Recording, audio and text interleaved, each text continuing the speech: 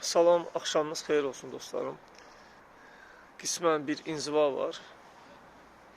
Tam deyil. Çünki dünyada, dəxi vətənimizdə cərəyan edən bəzi hadisələr olur ki, yazma və danışma ehtiyacı duyursan. İranın dini lideri öldü dedilər. Bu mənim məsələm deyil.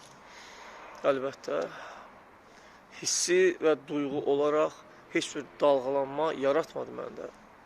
Çünki bunların nə qədər zalim və despot olduğunu biz Suriyadan, İraqdan, Əfqanistandan və sair ölkələrdən bilirik. Və əlbəttə